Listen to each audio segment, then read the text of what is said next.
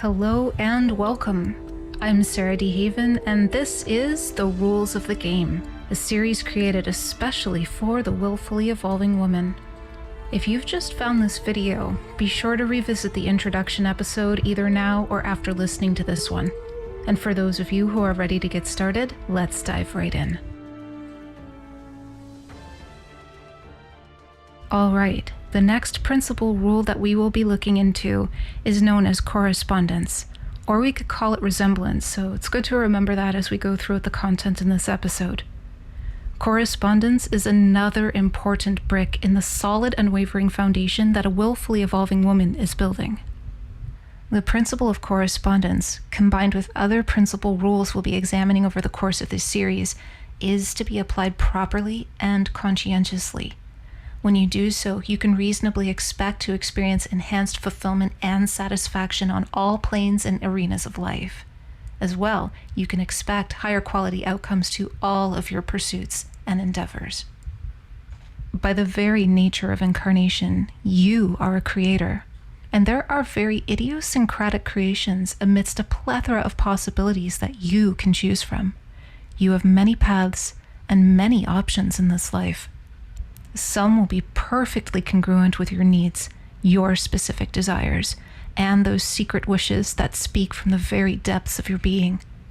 And some will lead you even further away from yourself. As you come to comprehend this principle of correspondence, you will learn to tune into and walk upon the path that looks and feels most like yours, because it is. You have power. More than you realize, or perhaps more than you want to admit. Regardless, by coming to know the principle of correspondence, you will realize just how much power you truly possess. Now, this principle that we call correspondence, associated with it is one of those quotes that you very likely may have heard about before. You know the one. It goes, "As above, so below, as within, so without." Well, that or some derivative. A lot of people are quite familiar with this axiom when they hear it said that way. They get it, at least on a surface level of understanding, but as you'll soon see, there's so much more to it. Much like mentalism, as we come to know, to comprehend, and to develop wisdom of what these principal rules of the game actually mean and the implications attached to them, we become even more well-equipped to play the game and win big. Let's now look into the KYBALION and see what it has to say about this very important principle. As above, so below. As below, so above. The KYBALION. This principle embodies the truth that there is always a correspondence between the laws and phenomena of the various planes of being and life. The old Hermetic axiom ran in these words: as above, so below; as below, so above. And the grasping of this principle gives one the means of solving many a dark paradox and hidden secret of nature. There are planes beyond our knowing, but when we apply the principle of correspondence to them, we are able to understand much that would otherwise be unknowable to us. This principle is of universal application and manifestation on the various planes of the material, mental, and spiritual universe. It is a universal law. The ancient Hermetists considered this principle as one of the most important mental instruments by which man was able to pry aside the obstacles which hid from view the unknown. Its use even tore aside the veil of Isis to the extent that a glimpse of the face of the goddess might be caught. Just as a knowledge of the principles of geometry enables man to measure distant suns and their movements while seated in his observatory, so a knowledge of the principle of correspondence enables man to reason intelligently from the known to the unknown. Studying the monad, he understands the archangel. Quite a brief passage, but there's a lot that has gone into it, so let's unpack what we've just read and see what we can learn. I'd like to look at this quote first, which states, This principle embodies the truth that there is always a correspondence between the laws and phenomena of the various planes of being and life. I think this passage is already very clearly explained, though it is a bit esoteric.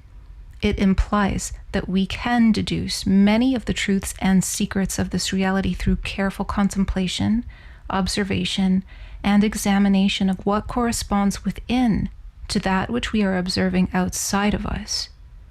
Everything that exists within will always correspond in a meaningful way with that which is outside of the boundaries of our individual being.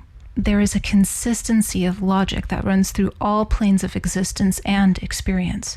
And if we move all the way to the bottom of this passage on the principle of correspondence, we see this statement. Studying the monad, he understands the archangel. Essentially, what this is saying is something you may have heard of before, that the entire universe is within us. Of course, this is not at a literal one-to-one scale, but we do possess within us the essence of the universal, galactic, planetary, mythological, and a plethora of other archetypes, faculties, and qualities. Each of these facets correspond with that which exists in a variety of expressions, densities, and planes. For instance, what and who exists in our stories and myths? All of these exist within each and every one of us to varying degrees, colors, and textures. All of that which resides in the tangible and intangible realms correspond to parts that exist within us.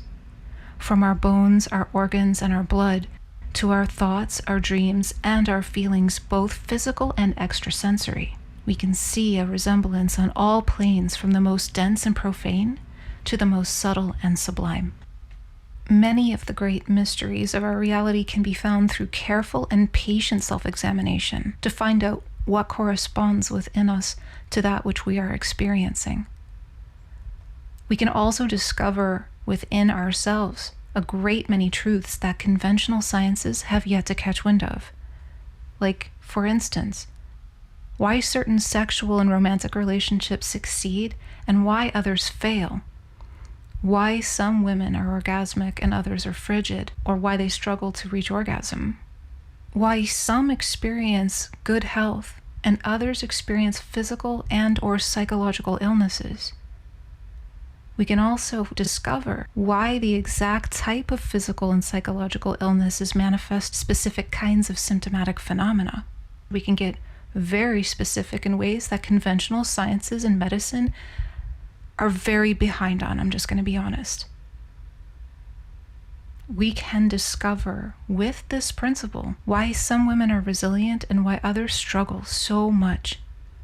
Why a particular person's karma happens to be what it is, and how that karma, cause and effect, which is an episode we'll get into later, informs the particular challenges and opportunities, talents and gifts, and impediments one experiences throughout or at key intervals over the course of their life. We can learn a great deal about ourselves just by observing nature, the world around us, while also observing ourselves, our reactions, and our own mind, what's coming up in our thoughts. But don't forget your physiological reactions, because what arises in response to a variety of stimuli can hold great keys of wisdom. For instance, the way someone looks at you, a word that they say, or how they say it. Circumstances and situations that you find yourself in, even smells, colors, and songs. The physiological reaction that comes up can teach you a great deal. We can also learn so much about the quality of our correspondence and to that which we are corresponding to by examining which men are our type or not our type, how you respond to that, which are your type and aren't your type, and even perhaps why they may be your type and not your type. But really, anything can be used as a source that can reveal the mysteries of womanhood, of men, nature, humanity, and reality itself, all by understanding and comprehending the principle of correspondence and the rest of the principles of the game in concert.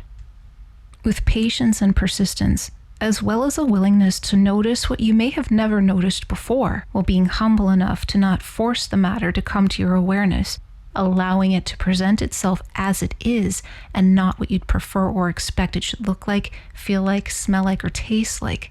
This is the way. This approach may be a very useful strategy indeed when applying observation to your inner world and your outer world. Though men, of course, are not exempt, women are by nature intuitive creatures that hold the capacity to become privy to this reality's hidden secrets, the mysteries of nature and of the universe, and how it all works here.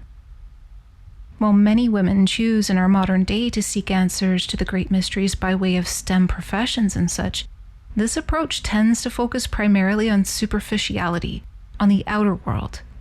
This is not entirely congruent with the rules of the game, and it's certainly not congruent with the expectation of higher capacity beings such as we humans, who possess such great depth. Looking solely without, or at best at symptomatic phenomena, without discovering how it all corresponds with that which is within, that reveals only half of the story, and it's a half that risks losing deeper, more paradoxically objective clarity. All for its lack of inner wisdom, for its lack of self-awareness. This may be why to this day science has moved so slowly to reach comprehension of truths that have been known for millennia by those tribes and wise people who are privy to the rules, such as that of correspondence. We do well to remember the primary principle at this point, though, and that is, of course, mentalism. As a woman tunes into her inner world with the resolve to perfect the quality of her mental health and the relationship to herself, like water droplets falling into a pristine well, timeless secrets begin to come into her awareness. They too begin to sprout from her very being and emanate into her consciousness. She begins to become privy to the timeless secrets and mysteries that elude many other men and women in our so-called modern culture. Such a woman may come to realize more intimately, on a personal level, just how corrupted the human psyche and the female psyche has become. Now, of course, this is a blanket statement and your mileage may vary, but regardless, a willfully evolving woman who comprehends and appreciates the rules of the game can look within in order to observe the goings-on of her psyche, her nervous system, and her body, all with great respect for it, both the good and the bad, the ugly and the beautiful, the irritating and the comfortable. She positions herself to gain great wisdom of the power of femininity with her honesty. She gets to learn how and why using her feminine powers blindly or in purely animalistic or opportunistic ways can only ever result in evolutionary retardation, stagnation, and or regression. Looking within and realizing what exists there, sometimes this can be an extraordinarily painful experience to endure, as women are generally connected to the entire ancestry of women down their family line, and in some cases, maybe more than we realize, women are connected to the memory of the entire female gender of the species, and within such memories we can find all of the good women have done, and too, all of the treachery. This is remembered in our cells, our blood, our very bones. This is why those women who have the courage and humility to look at the truth of what is within themselves, in their psyche and their thoughts, and in their nervous system, accepting how they feel and how they react and respond to life. Such women stand to develop evolutionarily. They stand to develop emotional intelligence, self-awareness, and wisdom far beyond that of the embarrassingly regressed state of womanhood at present. Such women also have the opportunity to become a conscious force of nature, rather than to remain blind or superficially aware of the divinity to which they correspond. Surely there is a correspondence to both the demonic and the angelic within all of us, and also a correspondence to the instinctual and the illumined, the somnambulant, the sleeping, and the awake and aware. Women's correspondence to nature. This is quite obvious when you comprehend what a woman truly is.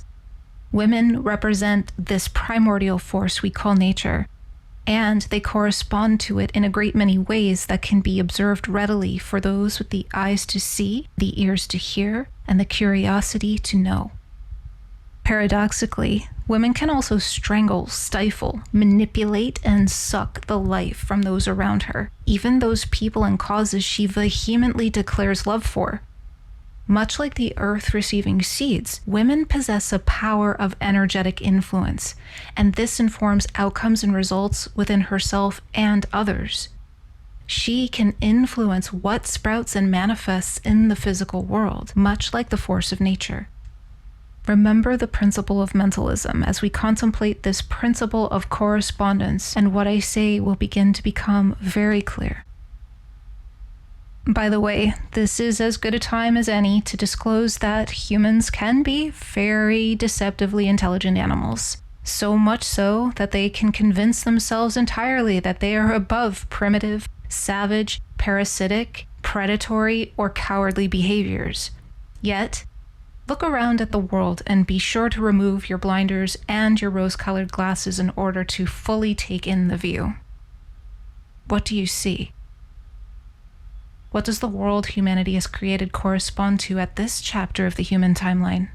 And how does it correspond to that which led up to now? How have women influenced and contributed to the outcomes that we see all around us? Yes, there is beauty beyond measure or words all around us in this world, and within us as well. It's important to remember.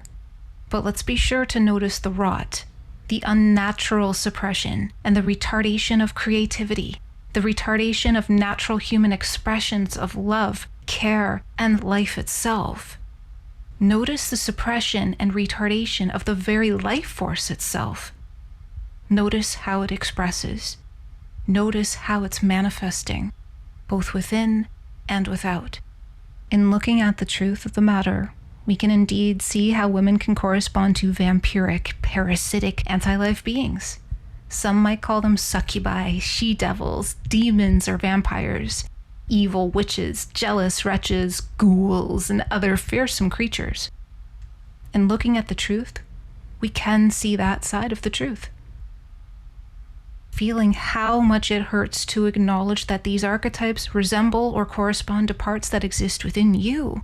In acknowledging that pain or discomfort, you come closer to seeing objectively what is actual, what is real. On the other hand, when we peer deep within, we can also see the divine. We can see the great beauty that defies definition, those golden ratios, and it doesn't matter what you look like on the outside, because if you look, you will find that divine force, the life force itself. We can feel it, that life force that animates all things. We can see the great many different tones and textures and tastes and feelings of how that beautiful divine life force iterates, and how it wants to be born through us, how it wants to be seen and loved and nurtured into form. But here's a trick. Can you tell in the ugliness and in the rot, the divine? Can you see how they correspond? Don't be afraid to look, even if you don't quite get where I'm going with that riddle. Realize that as you continue to look within, you can begin to see what corresponds with stagnation and entropy, and what corresponds with beauty and life itself. You'll begin to develop a muscle so that you can sense these things and know the difference.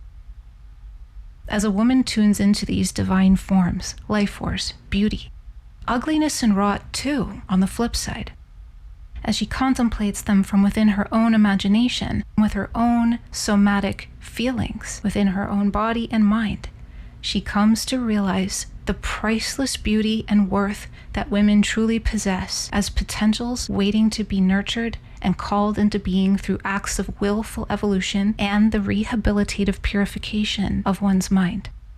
In doing so, all parts within a woman play their instruments, and they play them well, tuned to the imperfect perfection of what it is to be what one truly is.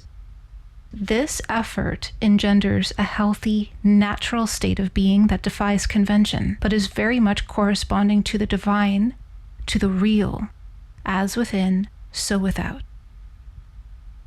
There are so many parts and roles that go into being a woman. We have the mother, the daughter, the lover, the wife, the muse, the queen, the seer, goddesses, devotees, the very essence and expression of Mother Nature herself, as I've said, and so too, even going further, the cosmic womb. There is so much to woman, and through each and every woman, through those of you women who are listening to this podcast, you may very well be noticing what it is you resemble, what it is that you correspond to. Is it what you want to be? Is it a dream? Is it a nightmare? Is it just a fantasy? How grounded in reality is your awareness? And how congruent with your true self are you able to be at present? There are a great many facets to all humans, so you may resemble that which you'd prefer not to admit, or you may hope to resemble that which you want so badly to be true. In any case, you are here to be you, and that's to be expressed and experienced as no one ever has before you. What is written in your very own evolutionary book of destinies, your endowments and your potentials. These are your gift to give yourself, and in turn, automatically it becomes your gift to the world. But you must let yourself truly come into being, as you actually are, corresponding to the truth, and no longer corresponding to lies. For you are of the all that is, and the all that is within you. Thus is the principal rule of correspondence. Here's another excerpt from the KYBALION that's worth considering. The ancient Hermetists considered this principle as one of the most important mental instruments by which man was able to pry apart the obstacles which hid from view the unknown. This is another good opportunity to bring up an extraordinarily important point about correspondence and how it works. What we're seeing in the world today. So many women try to correspond to that which they think they need to be or what they should be. And there is so much value in learning how to tune into your own inherent resonance and learning how to correspond to that, because that is where your true self resides. You'll never find it in the outside.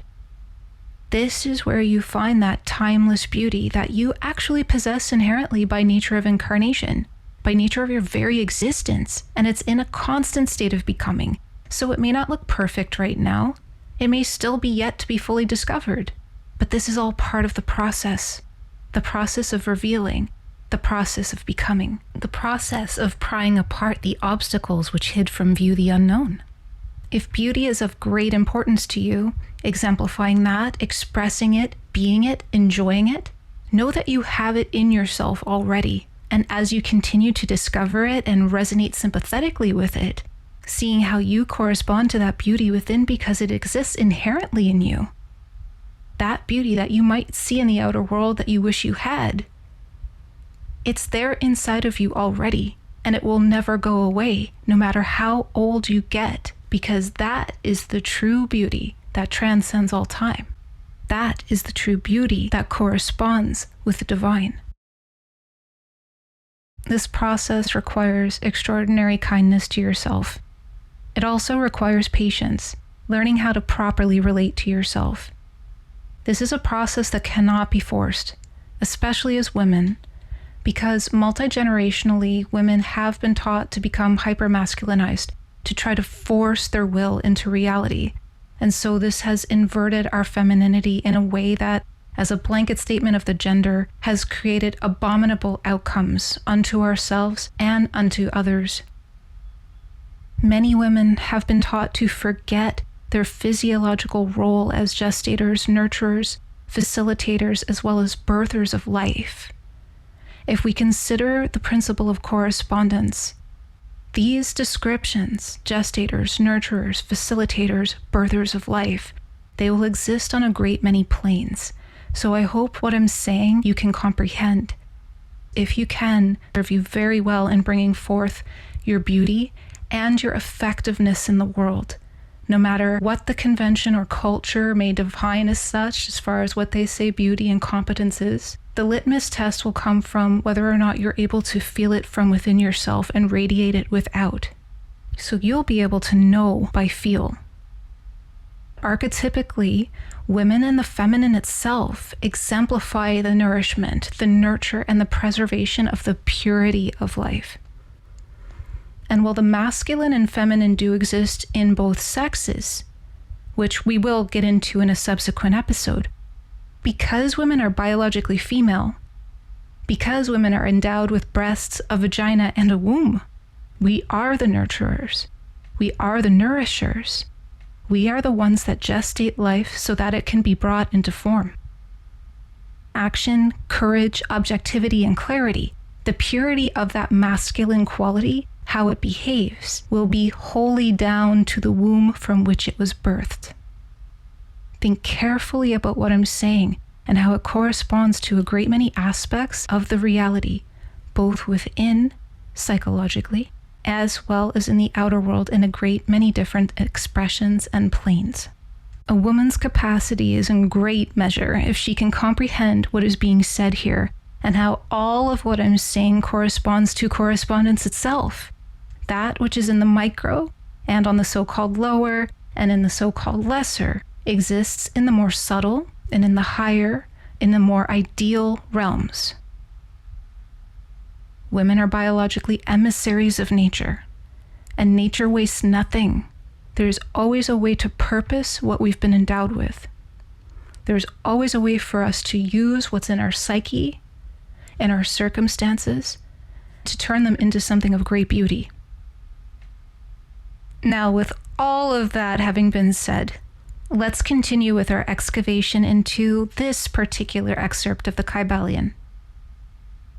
And the grasping of this principle gives one the means of solving many a dark paradox and hidden secret of nature.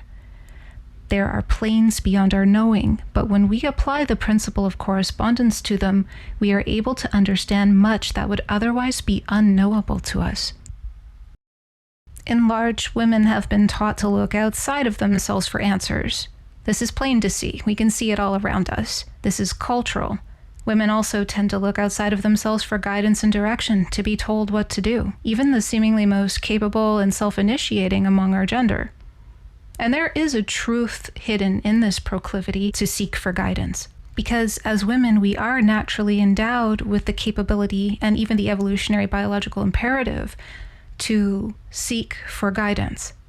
But we get that from delving into the ancient wisdom, the eternal knowledge from which the most clear and true guidance can be found, which is not outside of ourselves. This is done by going within and tuning one's inner ear very carefully.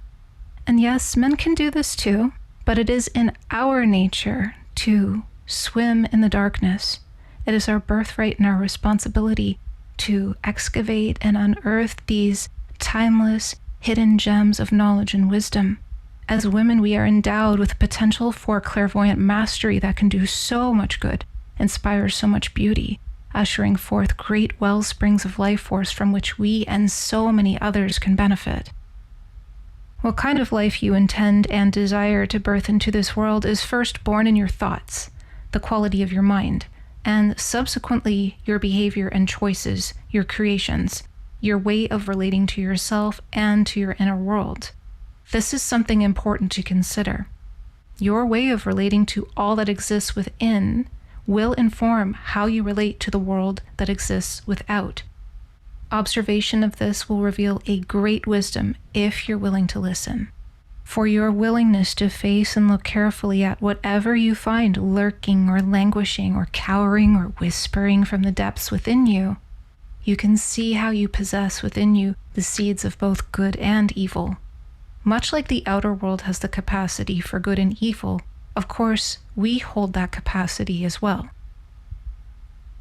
Now, if we think about modern conventional scientific methods, we can see why evolution and progress and discovery is so slow.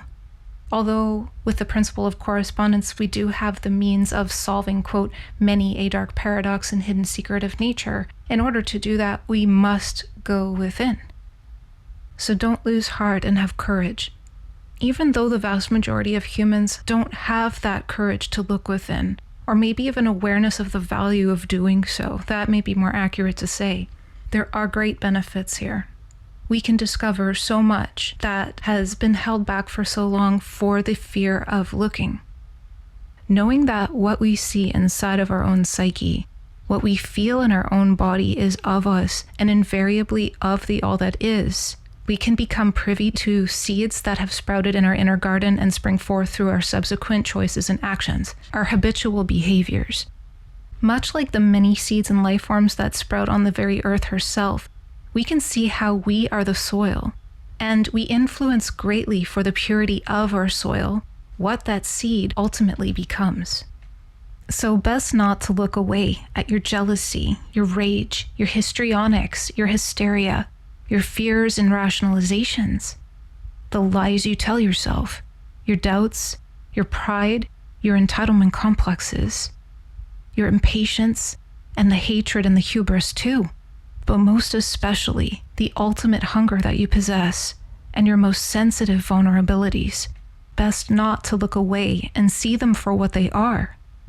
What appears as a monster may very well be, but remember, by way of the principle of mentalism, along with all of the other principles that we'll cover in subsequent episodes, these things can be transmuted into more beautiful, harmonious, and vitalizing forms, but only first and foremost if they are seen and accepted for what they are, here and now.